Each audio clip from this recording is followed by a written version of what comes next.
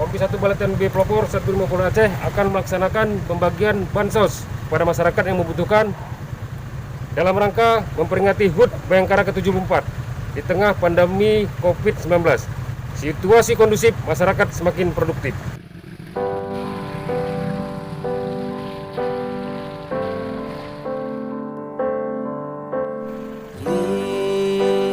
Lihatlah dunia kita ini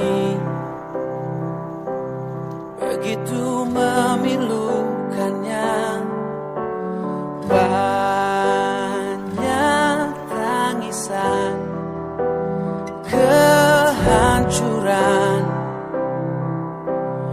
Itukah maumu? Ini pasti bisa dihentikan. Mulai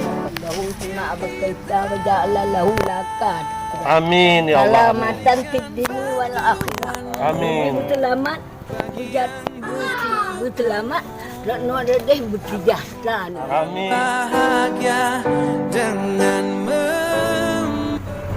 Masyarakat ya Aceh. Adapun titik-titik yang kita berikan bantuan ada di 3 titik yang dalam rangka menyambut Hari Bayangkara yang ke-74 ya 1 Juli tahun 2020. Maka kita memberikan bantuan kepada masyarakat. Mudah-mudahan